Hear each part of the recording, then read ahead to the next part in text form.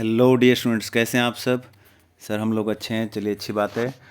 आज हम स्टार्ट करने वाले हैं एक chapter, nature and significance of management. बहुत ही आसान चैप्टर है, लेकिन आपका क्लास 12th का सबसे पहला चैप्टर है ये आपका, ठीक है। तो अच्छे से पढ़ाई स्टार्ट करनी है, एकदम बहुत ही अच्छे तरीके से स्टार्टिंग से ही आपको एकदम से पढ़ाई पे अच्छे से फोकस करना है, ताकि बाद में किसी भी तरीके की प्रॉब्लम ना हो। तो चलो बगैर अपना टाइम वेस्ट करते हुए सीधा चलते हैं चैप्टर की तरफ।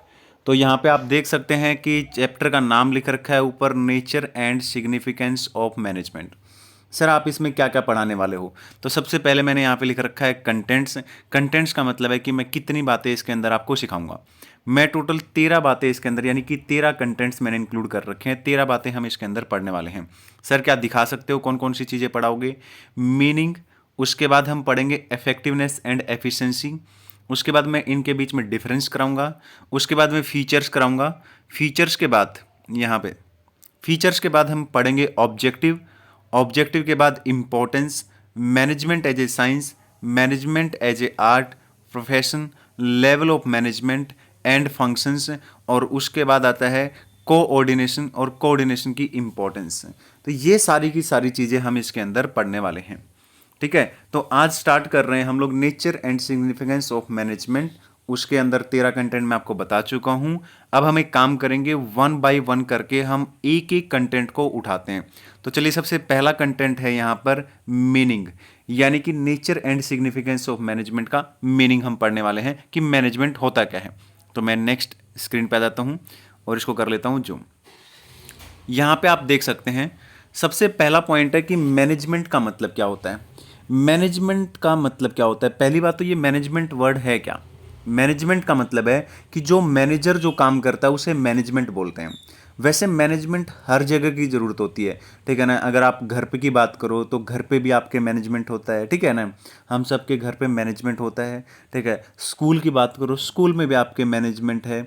यानी कि हर जगह पे, और बिजनेस में तो है ही, तो बिजनेस में भी हमें मैनेजमेंट की जरूरत है, यानी हर जगह पे हमें मैनेजमेंट की जरूरत होती है। मैनेजमेंट के अंदर क्या होता है सर, मैनेजमेंट के अंदर ये यहाँ पे कुछ फंक्शंस मैंने लिख रखे हैं, क्लियरली आप देख सकते हैं।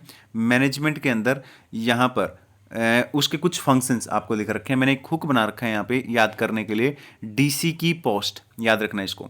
अब ये पोस्ट का टी काट दो और इसको पहले ले आओ, पोस्ट डीसी, ठीक है ना। P stands for planning, O for organizing, S for staffing, D for directing and C for controlling, ठीक है। तो इस तरीके से ये आपको याद हो जाएगा, ठीक है। थोड़ा सा इसको ऊपर ले चलते हैं और देखिए, मैं दोबारा बोलता हूँ, मैनेजमेंट यानी कि मैनेजमेंट के कुछ फंक्शंस मैंने यहाँ पे दे रखे हैं, ठीक है। तो मैनेजमेंट के अंदर आपको ये काम करने हैं, कौन कौन से काम करने हैं, planning, organizing, staffing, directing and controlling, ठीक है। इसके पीछे क्या एम होता है हमारा, ठीक है ना। इसके पीछे एम होता है अचीविंग द ऑर्गेनाइजेशनल गोल, गोल को अचीव करना अफेक्टिवली एंड एफिशिएंटली, ठीक है। तो यानी कि जब हम मैनेजमेंट की बात करते हैं एक ऑर्गेनाइजेशन के अंदर, तो आपको क्या करना पड़ेगा ऑर्गेनाइजेशन के अंदर, प्लानिंग करनी पड़ेगी, ऑर्गेनाइजिंग करनी पड़ेगी, स्टाफिंग करनी पड़ेगी, डायरेक्टिंग करनी पड़ेगी, कंट्रोलिंग करनी पड़ेगी। या तो ये सारे के सारे काम जो मैंने यहाँ पे लिखे हैं, या इनमें से कोई भी काम अगर हम कर रहे हैं तो इसका मतलब है हम मैनेजमेंट कर रहे हैं।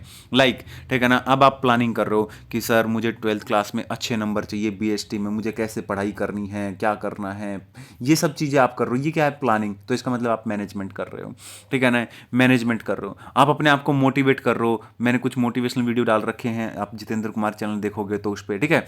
तो मान लेते हैं आप मोटिवेशनल वीडियो देखते हो वहाँ पे जाके, ठीक है, या तो आप एक मोटिवेशन फील करते हो, तो मोटिवेशन भी क्या है, एक मैनेजमेंट है, ठीक है ना। मैं आपको गाइड कर रहा हूँ, ये क्या है, ये भी एक मैनेजमेंट है, ठीक है ना। स्कूल में आपको गाइड किया जाता है, वो भी एक मैनेजमेंट है, ठीक है ना। कोई इंस्ट्रक्शन दिया जाता है स्कूल में, वो भी एक मैनेजमेंट है, ठीक है। और सबसे इंपॉर्टेंट होता है कंट्रोलिंग, कंट्रोलिंग भी यानी कि कंट्रोल करना भी एक मैनेजमेंट है। लाइक आपने प्लान बना लिया कि मेरे को इतने नंबर चाहिए बीएसटी में, और फिर आपने अपने ऊपर पूरा अच्छे से कंट्रोल किया कि भाई मेरे को मोबाइल यूज नहीं करना है, सोशल साइट वगैरह, सोशल मीडिया वगैरह मेरे को ज़्यादा यूज नहीं करना है। तो इस तरीके से तो मैनेजमेंट ओवरऑल क्या है, डीसी की पोस्ट, पोस्ट डीसी, ठीक है। टी हटा दो, P for planning, organizing, staffing, directing and controlling. Okay, clear है। तो ये था पॉइंट नंबर 1। अब आते हैं पॉइंट नंबर 2 की तरफ। पॉइंट नंबर 2 यहां पर नेक्स्ट स्क्रीन में लगा देता हूं, और नेक्स्ट स्क्रीन को मैं कर देता हूं जूम बेटा। जूम करने के बाद मैं यहाँ पे ज़रूर बताना चाहूँगा कि अगर आप सीबीएसई के स्टूडेंट हैं तो ये क्वेश्चन आपके लिए बेहद इम्पोर्टेंट है। और अगर आप सीबीएसई के स्टूडेंट नहीं हैं, आप बिहार बोर्ड, हरियाणा बोर्ड या किसी भी बोर्ड से अगर आप बिलोंग करते हैं, तो भी ये क्वेश्चन इंपॉर्टेंट है। अगर आपने ओपन से कर रहे हैं आप, ठीक है ना, आप रेगुलर नहीं है, आप ओपन से स्टडी कर रहे हैं, तो भी ये क्वेश्चन इंपॉर्टेंट है। ओके, सीबीएसई वालों के लिए खास मैं बता दूं कि आपकी केस स्टडी जो पेपर में आती है, बहुत ज़्यादा केस स्टडी आती है पेपर में, तो इस क्वेश्चन के ऊपर केस स्टडी हमेशा आने के पूरे चांस रहते हैं। तो very important question for case study. मैंने चैप्टर के अंदर जितने भी कंटेंट लिख रखे हैं बेटा 13, मैं हर एक कंटेंट को जब कराऊंगा तो आपको बता भी दूंगा कि कौन सा इंपॉर्टेंट है कौन सा नहीं है। तो यहाँ पे मीनिंग हो चुका है, मैंने उसके ऊपर नहीं लिख रखा था इंपॉर्टेंट, तो इसके ऊपर मैंने लिख रखा है इंपॉर्टेंट। तो चलो पढ़ते हैं, इफेक्टिवनेस एंड एफिशिएंसी का मतलब क्या है। सबसे पहला वर्ड आता है कि सर इफेक्टिवनेस का मतलब क्या होता है। इफेक्टिवनेस का मतलब होता है बेटा, ठीक है ना, कि अपना काम टाइम पे कंप्लीट करना है। पैसा मैटर नहीं करता कि कितना भी लग जाए, कोई दिक्कत नहीं है, ठीक है ना, पैसा मैटर, ठीक है, नहीं करता है। यहाँ पे टाइम इंपॉर्टेंट है। क्या इंपॉर्टेंट है? टाइम इंपॉर्टेंट है, ठीक है। तो मान लेते हैं कि जैसे मेरे को किसी स्टूडेंट ने बोला कि सर मुझे पढ़ा दो, ठीक है ना, क्या आप मुझे होम ट्यूशन दे सकते हो। मैंने कहा चलो होम ट्यूशन दे देता हूँ, कोई दिक्कत नहीं है। उसने कहा कि सर देखो पैसे की कोई दिक्कत नहीं है, ठीक है ना, और मेरे पेपर होने वाले हैं अभी, ठीक है ना, मेरे पास सिर्फ 20 दिन है, तो आप ये बताओ कि मुझे 20 दिन के अंदर सिलेबस कंप्लीट करा के रिवीजन करा दोगे, ठीक है ना, पैसा डजेंट मैटर, ठीक है। मैंने कहा ओके बेटा ठीक है। तो उस स्टूडेंट के लिए क्या इंपॉर्टेंट है? टाइम इंपॉर्टेंट है बेटा, यानी कि completing the job on time, ठीक है ना, टाइम इंपॉर्टेंट है, no matter whatever the cost. Main consideration यहां पर क्या है? टाइम, टाइम मेन कंसिडरेशन है, ठीक है। और यहां पर ये क्वेश्चन आपका एमसीक्यू में भी आपका पेपर में आ सकता है, ठीक है। ओके, देखिए सबको सबको पता है कि टर्म 1 के अंदर एमसीक्यू आएंगे और टर्म 2 के अंदर, ठीक है ना, आपका क्या आएगा बेटा, ठीक है, सब्जेक्टिव ही रहता है, ठीक है। तो टर्म 1 के अंदर हम पढ़ रहे हैं, तो टर्म 1 के अंदर मैं आपको बता दूं कि आपके पूरे एमसीक्यू आने वाले, ठीक है। तो ये अगर आप किसी और बोर्ड से बिलोंग करते हैं और आपका इस तरीके से सेमेस्टर वाइज नहीं है, तो आप ये समझ लिए कि ये क्वेश्चन या तो आपका सब्जेक्टिव रूप में पूछा जा सकता है या इसके ऊपर केस स्टडी पूछ सकते हैं। और अगर आप सीबीएसई से बिलोंग करते हैं तो इसके ऊपर एमसीक्यू आ सकता है, ओके। उसके बाद नेक्स्ट आता है एफिशिएंसी का मतलब क्या होता है। एफिशिएंसी का मतलब है, ठीक है ना, कि एक स्टूडेंट ने मुझे बोला, ठीक है ना, कि सर मुझे पढ़ा दो। मैंने कहा मैं पढ़ा देता हूँ बेटा, कोई दिक्कत नहीं है। उसने कहा सर देखो टाइम की कोई दिक्कत नहीं है, ऐसा नहीं है कि आपको सिर्फ 10 दिन के अंदर सिलेबस कराना, महीने के 2 महीने के 3 आप पूरे साल भर पढ़ाओ, लेकिन मैं फीस जो है ना, ठीक है ना, आपको पैकेज में नहीं दे पाऊंगा, ठीक है ना, मैं आपको मंथली फीस दूंगा। मैंने कहा चलो ठीक है। यानी कि उसके लिए क्या मैटर करता है? कॉस्ट मैटर करती है, ठीक है ना, कॉस्ट मैटर करती है, टाइम नहीं। टाइम को पूरा साल पढ़ा हुआ है, ठीक है ना, ओके। तो यानी कि यहाँ पर क्या है, मेन कंसिडरेशन हमारा कॉस्ट के ऊपर है बेटा, कॉस्ट इफेक्टिव मैनर, ठीक है ना। कंप्लीटिंग द जॉब, टाइम पर जॉब कंप्लीट करने की बात तो है ही नहीं यहाँ पे, completing the job cost effective manner, ठीक है। तो ये होगा आपका एफिशिएंसी। तो इफेक्टिवनेस में किसके ऊपर हमने फोकस किया है? टाइम के ऊपर। और यहाँ पे क्या इंपॉर्टेंट है? कॉस्ट के ऊपर, ठीक है। तो दोनों के ऊपर एमसीक्यू आ सकता है अगर आप सीबीएसई से बिलोंग करते हैं तो। इसके बाद चलते हैं नेक्स्ट, नीचे की तरफ आ जाते हैं। अब हम इसी क्वेश्चन को डिफरेंस के रूप में देखने वाले हैं बेटा। तो डिफरेंस जब आप करोगे तो मैंने एक हुक बना रखा है, ठीक है। Content number 2 very important for exam, चाहे आप किसी भी बोर्ड से बिलोंग करते हो। कंटेंट नंबर 3 डिफरेंस मैंने कहीं लिखा नहीं है, इंपॉर्टेंट है, लेकिन हम पूरा सिलेबस करेंगे 100%, कोई दिक्कत नहीं है। लेकिन फिर भी कुछ बच्चे पूछते हैं कि सर कौन सा क्वेश्चन पेपर में आ सकता है, कौन सा नहीं आ सकता है, तो मैंने लिख रखा है हर एक कंटेंट के ऊपर कौन सा इंपॉर्टेंट है, कौन सा इंपॉर्टेंट, ठीक है, ओके। तो यहाँ पर मैंने एक हुक बना रखा है मोम, MOM, मोम। हम लोग तो गांव से बिलोंग करते हैं, तो हमारे घर पे तो क्या कहते हैं हम लोग? माँ बोलते हैं, ठीक है ना। तो कुछ जगह पर जो शहर वगैरह होते हैं, बड़े शहर, तो वहाँ पर अपनी माँ को वो लोग क्या बोलते हैं? मोम, ऐसे बुलाते हैं। तो मैंने एक हुक बना दिया, MOM, मोम। एम का मतलब होगा मीनिंग, ओ का मतलब होगा ऑब्जेक्टिव, एंड अगेन एम का मतलब होगा मेन कंसिडरेशन। मीनिंग तो ऊपर वाला ही लिख देना बेटा, जो ऊपर हमने पढ़ा था, ठीक है ना, इफेक्टिवनेस एंड एफिशिएंसी का। मेन कंसिडरेशन मैं आपको बता ही चुका हूँ, इफेक्टिवनेस के अंदर टाइम, और यहाँ पर, ठीक है ना, कॉस्ट मैटर करती है एफिशिएंसी के अंदर। तो ये भी हमने ऊपर पढ़ा था। अब सिर्फ ये पॉइंट आपको याद करना, ऑब्जेक्टिव।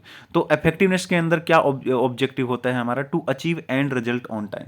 इसका मतलब क्या हुआ कि भाई जो भी रिजल्ट हमें चाहिए वो टाइम पर हमें मिले, ठीक है ना, जो भी रिजल्ट हमें चाहिए वो टाइम पर होना चाहिए, ठीक है। यहाँ पे एफिशिएंसी के अंदर कहता है to conduct cost benefit analysis, ठीक है ना। कॉस्ट बेनिफिट एनालिसिस मतलब, ठीक है ना, कि इस बात, हमारा ऑब्जेक्टिव ये है, ठीक है ना, कि हमारी जो कॉस्ट है ना वो कम से कम हो, ठीक है ना, ये इस बात का हम ध्यान रखें, ओके। इसके बाद चलते हैं नेक्स्ट कंटेंट की तरफ। आज की क्लास का लास्ट कंटेंट है बेटा ये, ठीक है। फिर हम पार्ट नंबर 2 में देखेंगे, पार्ट नंबर 2 पढ़ेंगे आप, ठीक है ना। बाकी के कंटेंट कंटिन्यू रहेंगे, पार्ट वाइज चलेंगे, पार्ट 1, पार्ट 2, पार्ट 3। ये मैं ऐसे आपको पढ़ा रहा हूँ जैसे कि आप आज तक आपने कभी पढ़ाई तो की नहीं, ओके, ठीक है। अभी अभी आपने पढ़ना स्टार्ट किया है 1 अप्रैल से, जैसे अगर आप ट्यूशन पढ़ते हैं कुछ भी, ठीक है। तो वही आपने जो है 1 अप्रैल में जैसे मान लेते हैं आपने ज्वाइन किया, तो फर्स्ट क्लास में आपका कितना टीचर ने कराया होगा, लगभग 4 कंटेंट कराएंगे। तो मैं भी यहाँ पर ये मान के चल रहा हूँ कि आपके पहली क्लास में 4 कंटेंट करा देता हूँ। एक क्लास वाइज हम फॉर्मेट बना लेते हैं ना कि 1 घंटे में कितना पढ़ सकता है बच्चा। तो यहाँ पर हम लोग यूट्यूब पर पढ़ रहे हैं, तो यूट्यूब पर उसी हिसाब से थोड़ा सा टाइम, ठीक है ना, रिड्यूस हो जाता है हमारा, तो वीडियो इतना ज़्यादा बड़ा बनाने की ज़रूरत नहीं पड़ेगी, राइट। ठीक है सर। अब यहाँ पर चलते हैं हम लोग आगे की तरफ। तो यहाँ पर आ जाते हैं बेटा, सबसे पहला पॉइंट फीचर्स दे रखी हैं, ठीक है ना, मैनेजमेंट की फीचर्स। ये क्वेश्चन इंपॉर्टेंट है, इसके ऊपर एमसीक्यू आ सकता है अगर आप सीबीएसई से बिलोंग करते हैं तो, या किसी और बोर्ड से करते हैं तो भी इसके ऊपर एमसीक्यू आ सकता है। Very important question for MCQ. अब यहाँ पे आ जाते हैं, सबसे पहले सवाल करते हैं कि management is goal oriented process. Sir इसका क्या मतलब होता है, management is goal oriented process? देखो बेटा, अलग अलग ऑर्गेनाइजेशन के अलग अलग गोल हो सकते हैं। मान लेते हैं मैं किसी स्कूल में पढ़ाता हूँ, तो उस स्कूल का ऑब्जेक्टिव क्या हो सकता है, क्या गोल हो सकता है कि भाई हम हाई क्वालिटी की एजुकेशन प्रोवाइड करें, ठीक है ना। और किसी कंपनी का गोल क्या हो सकता है कि भाई मैक्सिमम प्रॉफिट कमाना है, ठीक है ना। तो अलग अलग ऑर्गेनाइजेशन का अलग अलग गोल हो सकता है। तो यहाँ पे देखो लिख रखा है, goal of different organization can be different. Example, school का होता है हाई क्वालिटी का, कंपनी का हो सकता है कि भाई मैक्सिमम प्रॉफिट कमाए। नेक्स्ट कहता है management is all pervasive. Management is all pervasive का मतलब ये है कि अगर आप कुछ भी कर रहे हो, anything whatever you are doing, like you are studying, ठीक है ना, आप पढ़ रहे हो और उसमें अगर मैनेजमेंट नहीं है तो इसका मतलब है, ठीक है ना, अगर किसी भी चीज़ में मैनेजमेंट नहीं है तो फिर कुछ नहीं बचता, जीरो है। इसका मतलब आप कुछ नहीं कर रहे। लाइक मैनेजमेंट यानी कि जैसे कंट्रोलिंग लगा लो, ठीक है ना। भाई आपने प्लान बना लिया, सारे काम कर लिए, लेकिन आपने क्या किया, आपने सोचा कि मैं इतने घंटे पढ़ूंगा, लेकिन आप पढ़ नहीं रहे हो, मोबाइल में लगे रहते हो या कोई और काम करते रहते हो, कभी घूमने चले जाते हो, कभी ये वो, पढ़ाई पे नहीं कर रहे हो बस फोकस। तो इसका मतलब कंट्रोलिंग नहीं कर रहे हो, कंट्रोलिंग यानी मैनेजमेंट नहीं कर रहे हो। तो इसका मतलब क्या बचा, जीरो रिजल्ट, रिजल्ट आएगा ही नहीं, खराब रिजल्ट आएगा। तो मैनेजमेंट इज ऑल परवेसिव, हर जगह मैनेजमेंट की जरूरत है, और किसी भी चीज़ में अगर मैनेजमेंट नहीं है तो फिर नथिंग, जीरो। ओके, तो यही यहाँ पे लिखा है, anything minus management is equal to zero, या फिर नथिंग भी हम बोल सकते हैं। उसके बाद चलते हैं नेक्स्ट कंटेंट की तरफ, ठीक है, सॉरी कंटेंट नहीं, पॉइंट, ठीक है। पॉइंट नंबर 3 बेटा, feature number 3, management is multi dimensional. Multi dimensional मतलब यहाँ पे बहुत सारे काम होते हैं, मैनेजमेंट बहुत सारे कामों का होता है। एक ऑर्गेनाइजेशन के अंदर बात करें, ठीक है ना, तो मैनेजमेंट, काम का मैनेजमेंट करना पड़ेगा, ठीक है ना। वर्क, मैनेजमेंट ऑफ पीपल, लोगों का मैनेजमेंट करना। मैनेजमेंट ऑफ ऑपरेशन, भाई जो काम हो रहा है उसको देखने का मैनेजमेंट, ठीक है ना, ऑपरेशन जो हो रहा है हमारा, ठीक है। उसके अलावा है कॉन्टिन्यूस प्रोसेस। जैसे मान लेते हैं अगर आप 11th क्लास में पढ़ते थे, तो 11th क्लास में आपने अच्छा रिजल्ट लेके आए। अच्छा रिजल्ट कैसे लेके आए, आपने प्रॉपर प्लानिंग बनाई, आपने प्रॉपर क्या किया, आपने कंट्रोलिंग की बेटा, तो यानी कि अच्छा मैनेजमेंट किया, उसकी वजह से आपका रिजल्ट भी अच्छा आया, ठीक है ना। लेकिन ये मैनेजमेंट सिर्फ 11th क्लास में ही थोड़ी खत्म होगा, अब 12th क्लास में भी आपको अच्छा करना है तो फिर से मैनेजमेंट, यानी कि मैनेजमेंट कभी भी खत्म नहीं होता। कॉलेज में जाओगे, फिर कल को जॉब करोगे, वहाँ पे भी मैनेजमेंट, घर में भी मैनेजमेंट, हर जगह मैनेजमेंट की रिक्वायरमेंट रहती है। यानी कि मैनेजमेंट एक कॉन्टिन्यूस प्रोसेस है, ठीक है ना, ऐसा नहीं कि सिर्फ एक बार किया और खत्म होगा, राइट।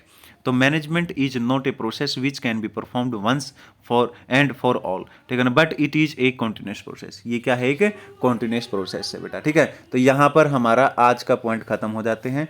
टोटल कंटेंट हमने पढ़े हैं 4, पहला मीनिंग, उसके बाद इफेक्टिवनेस एंड एफिशिएंसी, उसके बाद डिफरेंस इसके अंदर, और फीचर्स। अगर आप सीबीएसई से बिलोंग करते हैं तो आपके लिए effectiveness and efficiency question important है, वहाँ से एमसीक्यू आ सकता है, वेरी इंपॉर्टेंट। एंड फीचर्स भी इंपॉर्टेंट है, वहाँ से एमसीक्यू पूछ सकते हैं। लेकिन अगर आप किसी और बोर्ड से बिलोंग करते हैं तो इफेक्टिवनेस एंड एफिशिएंसी के ऊपर केस स्टडी पेपर में आ सकती है, और अगर सब्जेक्टिव क्वेश्चन आएगा तो वो भी आ सकता है इसके ऊपर, वेरी इंपॉर्टेंट फॉर एग्जाम, ठीक है। और फीचर्स का क्वेश्चन, ठीक है, भी पेपर में पूछ लेते हैं कभी कभी, तो वो भी आप सब्जेक्टिव कर रहे हो तो जरूर करें उसको बेटा। तो आज की क्लास इतनी ही। पार्ट नंबर 2 देखना है, इसके बाद फिर पार्ट नंबर 3, फिर पार्ट नंबर 4, इस तरीके से सीक्वेंस में देखना। अपने नोट्स लिखते रहो साथ साथ में, एकदम प्रॉपर आपको नोट्स भी मिल जाएंगे, और हर एक क्लास में आपको ये भी पता लग जाएगा कि कौन सा क्वेश्चन पेपर के लिए इंपॉर्टेंट है, राइट। आज के लिए इतना ही, और चैनल पर नए हो बेटा तो चैनल को सब्सक्राइब कर लो, वीडियो को लाइक कर लो, ठीक है ना, और कमेंट बॉक्स में कमेंट जरूर डाल लिया करो, ताकि टीचर को पता लगे कि भाई आप लोगों को बेनिफिट मिल रहा है। ओके बेटा, आज के लिए इतना ही, बाय।